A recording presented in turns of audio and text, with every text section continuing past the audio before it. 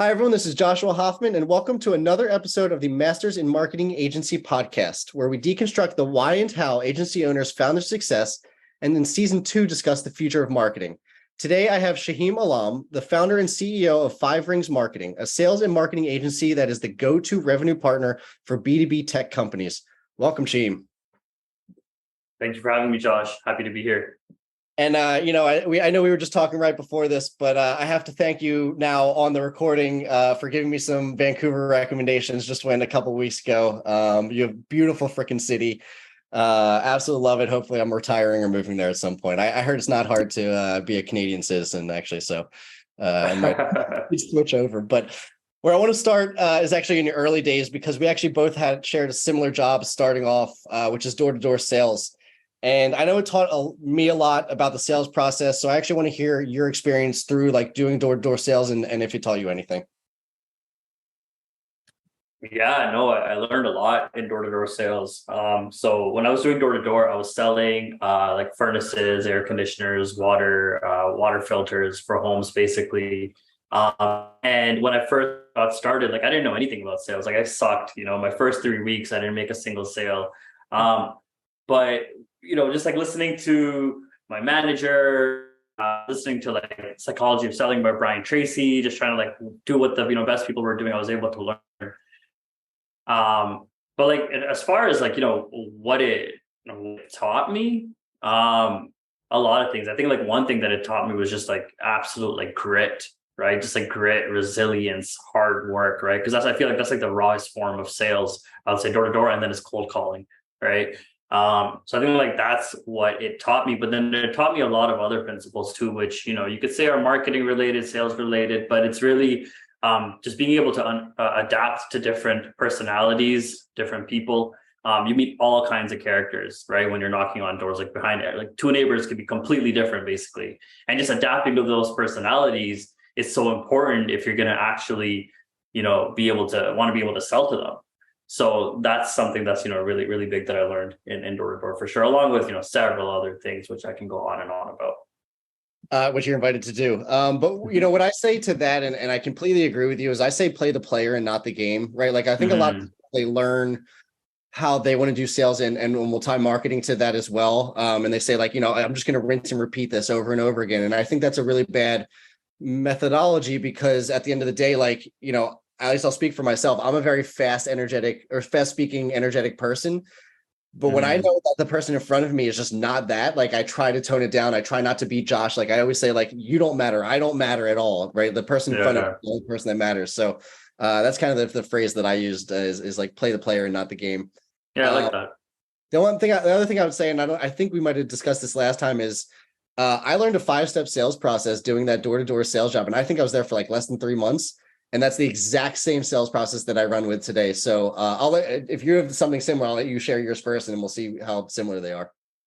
Yeah. We had 7 steps. Exactly. Yeah. We had 7 steps to the sale. I don't know if like I use it, or I don't really think of it to this day, but it's all the basic stuff, right? Like there's your opener, your short story, your questions, your presentation, the close, objection, like it's all of that stuff. It's all kind of the same through and through.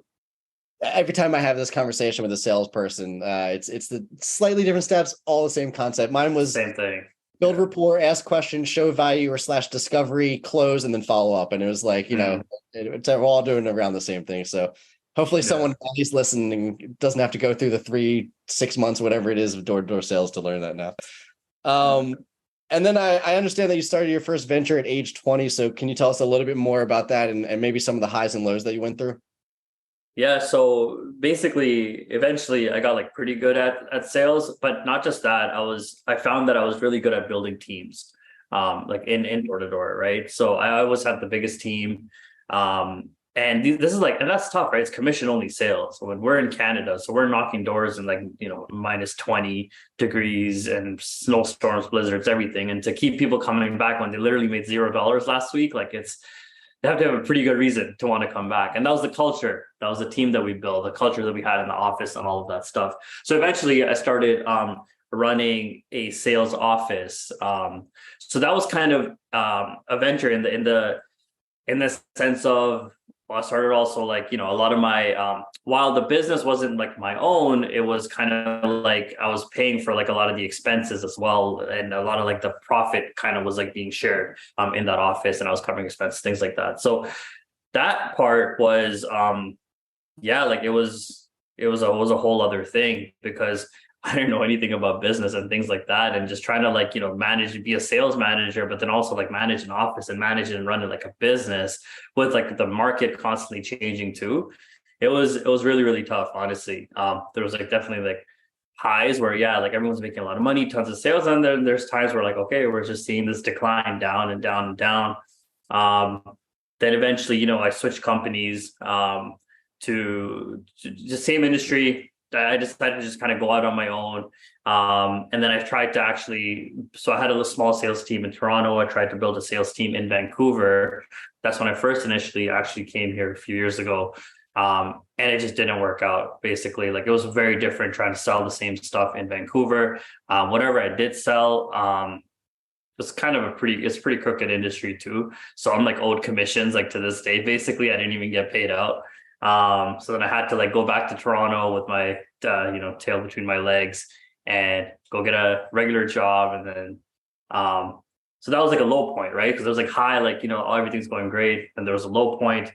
I got a job working as an SDR for a company called Street Context. It's a fintech company. And this is what I think I was telling you before, where nobody taught me how to do my taxes on all the commissions that I had earned. So I spent it all basically. And so I owed a ton of taxes. And then the CRA, which is like the equivalent of the IRS, they knocked on my door and basically looked at all my books and gave me a bill for like $110,000 that I owed. So I was like, all right, well, where can I make this much money to pay this back? Got to go back to the commission only grind of, door to door. That's when I went back. Started doing good again though. Started like, making a lot of money, paying my debts off, all of that stuff, got to a better position. And then that whole industry basically like shut down in Ontario, like the province in Toronto. It just shut down completely because the contracts were just really bad. People weren't happy. Homeowners were complaining, all of that stuff. So then there was a down again. I'm like, okay, well, what do we do now? So it was just like all this craziness, man, like just like ups and downs and ups and downs. I tried a little bit in Texas as well to get something going. It didn't work out. And every time I just kept coming back home with my tail between my legs, every single time. So eventually I had to leave. Well, and then we'll get to this in a second, but eventually, obviously, it led to all this, and I appreciate you sharing that story. Real quick on something you said, what was like the difference, if you can point it out, like, or if you're able to, like, selling in Toronto versus Vancouver? Like, why do you think one worked in one city and not the other? Yeah, I mean, we're selling furnaces and air conditioners. The winters aren't as cold and the summers aren't as hot over here. Over here, now that I'm living here, it was so crazy to find out that in Vancouver, homes don't just come with an air conditioner. Like it's not a thing. Like it's not standard for an AC to be. Yeah, it's just I don't know. And like I thought that was like how the world worked, because in Toronto that's like that's the case. But it's not. So because they don't need it. It doesn't get that hot. So just like literally the market itself didn't have a strong need for the stuff that we were selling. Then the third product we're selling is water filtration, and Vancouver has the best water in Canada. Like literally some cities here have won awards for the best water in Canada. We have all the mountains, right? So it's all clear. You can literally go on a hike, drink water from the rivers. You're all good. And so I can't sell that. So it's just the market is just not here. So is it really just like a product market fit type It's thing? A product market fit thing. Yeah, exactly. And wherever like I could potentially sell, like that's where I also just didn't get paid out because the guy that's supposed to pay me, he got into financial like struggles and stuff and just kept my commission. So that's what shut it down even faster. Vancouver, man. Do anything. I eventually made my way back here, right? So yeah, exactly. That's I'm moving to Denver, and I feel like everyone says the same thing, that like if people leave Denver, they end up going right back, or Colorado, anyway. Yeah. Now I want to take a step back and kind of go to the beginning of FiveRings, and how did you get that started? Like, why did you get that started? And then how'd you get your first customer? Yeah, for sure. So remember how I mentioned Texas? Didn't work out there either. Came back and I'm like, okay, I got to leave HVAC. So I started looking for a job.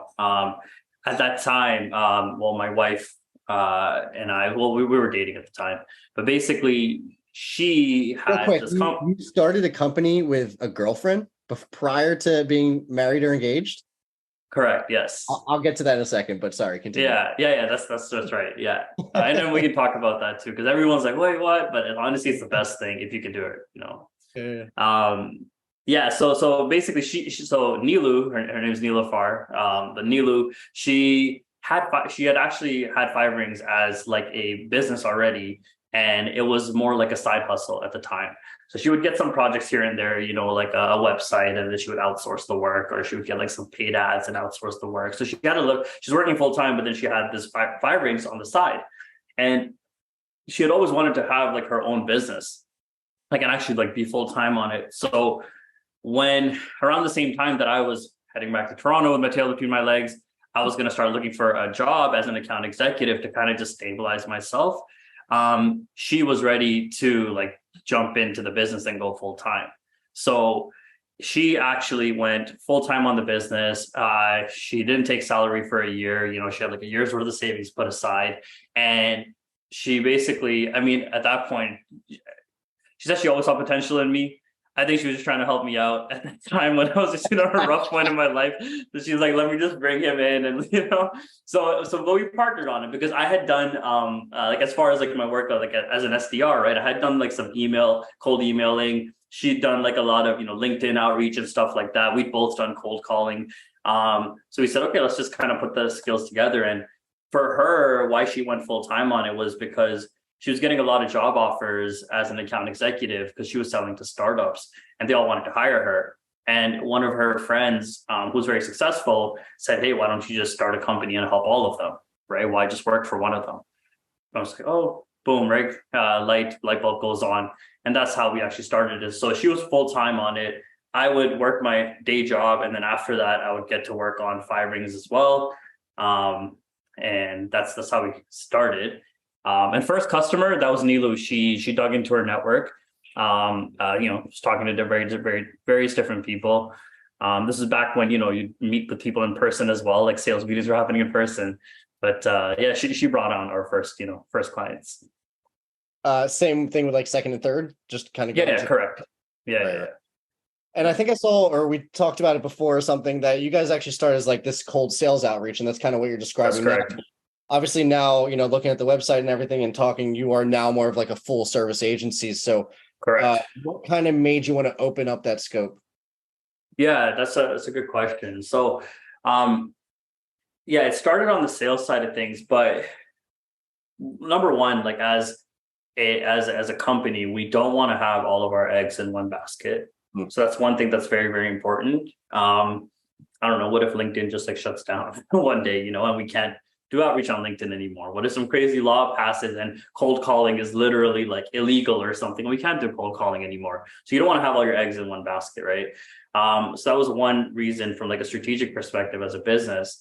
But the other thing as well is our vision is to be a true revenue partner for our clients. And revenue is not just sales. It's a big part of it, but it's not just sales, right? There's a whole marketing side of things. So on one side, you're going out and getting customers, but you also need to know how to attract customers and bring them to you. And so we want to be involved in that full process of top of funnel today, and eventually, expanding into even further, helping them with their sales process and closing deals, whether it's with sales training or sales process consulting, things like that. Is we want to really be involved in the entire revenue cycle. And that's our vision. So expanding, goes in line with that.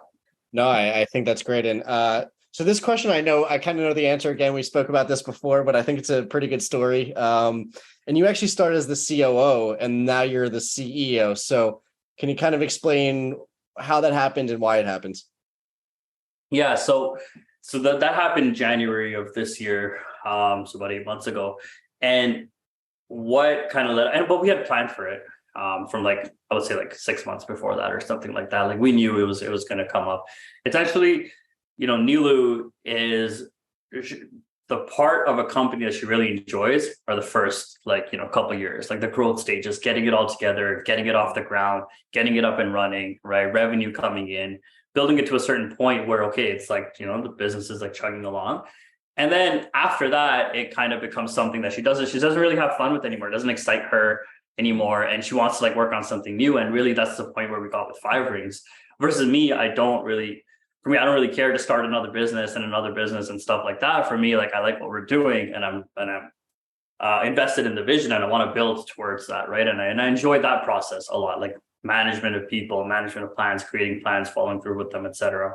So that's essentially what happened. And at the same time, Nilu got another opportunity where she's actually building another company right now. It's called FiveRings Academy. And FiveRings Academy basically teaches English to Spanish speakers to better their lives, essentially.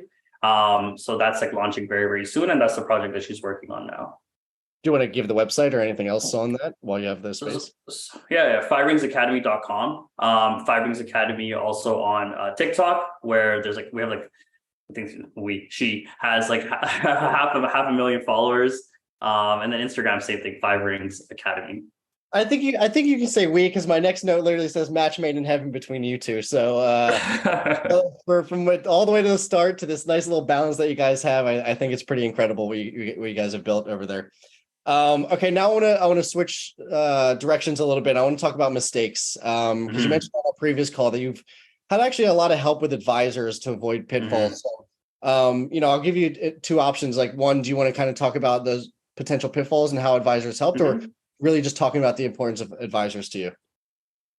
Yeah, I think first I'll touch on the advisors, because if there's like any advice that I would give to another, marketing agency or just companies in general, is like, don't try to build it alone. And even if you have number one, don't be alone as well. Have like at least a co-founder. But then even when you're a co-founder, you're so in the business, right? What you see is the stuff that you see and the stuff that you know. But having an advisor allows you to see things that you're not seeing, see it from like a 30,000 foot view, but also they know all the mistakes that can be made. They know, what to basically like to help you avoid making all those mistakes and get to, a certain place faster. So I think that's so important. So I can't stress the importance of advisors enough. Simple things, right? Or like the advice that we got was like, hey, like you have like these services and things that you're doing, like turn them into packages, like offer like a product, and not like just like, oh, like this service here, this service there, or we do this, like turn them into actual packages, right? Very early on, that was like the first advice. But us being new to business, being new to this, we didn't really like think of that, right?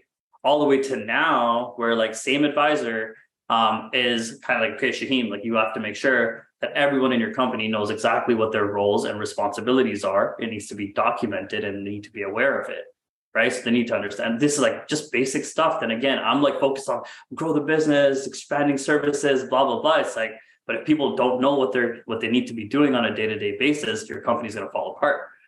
So it's things like that advisors can give you that you don't see all the time if you're in the business. Yeah. To echo that, where I think advisors help, and this is a phrase that I tend to use a lot, is they help you work on the business, not just in the business. Because exactly, when you're starting a business, like you're just in the grind all day, every day, and you can't almost like take a 1,000-foot view or whatever it is, 10,000, whatever the phrase is. So I think when you almost put a pause or a benchmark or whatever it is, and you speak with advisors, that's your time to work on the business, not in exactly. Just in and then the other thing that I wrote here is, you mentioned not doing it alone. And I think a lot of investors, and really just, I think the reality of the situation is that it's important for you to have a co-founder, because that's the first person you sell, right? Like if you can't sell another person to join you, who says you're going to be able to sell a client on your service? So I think for that reason, it's obviously really important to have not just help, but like a co-founder with you. A few questions I tend to ask at the end. If you had to teach something to other marketers, what would it be? Teach something to other marketers. So are you talking about like other marketing agencies or other like marketers within companies? I guess both, but marketing agencies. Marketing agencies. I would say don't put your eggs in one basket. That'd be like the biggest advice. Don't put all your eggs in one basket, because things are always changing. Yeah, no, I think that's great. What do you enjoy talking about the most that you normally don't get an opportunity to talk about? That can be in business. It doesn't have to be. Open that up to anything. Cars. Cars, yeah. Oh, you said cars. Yeah, cars. I have my little GTI, so I love cars. Nice. I love all moto racing, everything. So give me one more level of detail, whether it's what you drive, what you love, something. Yeah, no, I mean, like, it's just like, I could just talk about cars, you know what I mean? Like, what cars you want and what do you want to do to your cars? Like, I'm not like that crazy, like into like, I don't know all the mods and everything you can do, right? But it's just, yeah, it's just something I actually run I used to, it's still active. It's an Instagram page called Toronto Car Spotters. I stopped posting there now, but it has like 26,000 followers and it's just sitting there. So I like cars a lot. I go to car meets, car cruises, things like that. I try to go as much as I can, basically. Toronto Car Spotters, you said? Yeah, correct. Cool. I have that up in a second. Yeah. Are you can I ask what car you drive? It's I actually don't want to say it. That's totally fine. No. I'll explain after the recording. Sure. We can take that out too if you want to. Yeah. Are you guys looking to hire any positions right now? We are looking for a paid media specialist who can do at least Google ads, if not like Google and LinkedIn ads. We can train on LinkedIn ads if we need to, but yeah. Is that in Vancouver, Canada? It can be remote. It's like we're looking in Latin America, okay, or Philippines. Perfect. And the last question: any book, podcast, or newsletter recommendations? Again, can be marketing, business, not related to either. Yeah, so I don't read books. I just follow really good people on LinkedIn. Mm-hmm. So like it again depends on your niche within marketing, but follow the people who are giving real advice that have done it, and just follow them on LinkedIn, and they're throwing out great value through their posts. Like there's so much to learn. So that's what I would recommend as far as, what to do. Do you remember any off the top of your head? So in sales, like for example, like sales is a big one. Like Mark Costaglow, he puts out a lot of great stuff. Josh Braun puts out a lot of great stuff. Kyle Coleman, lots of great stuff. Those are like three off the top of my head, and there's a few more that that I follow as well. Yeah, no, that was great. And as we come up to the end of the episode, I just want to give you an opportunity to mention how people can find you and anything else you'd like to end with. You can find us. I mean, Shaheem at FiveRingsMarketing.com. That's my email. And just our website, FiveRingsMarketing.com. That's where you can find us, or find me on LinkedIn. Perfect.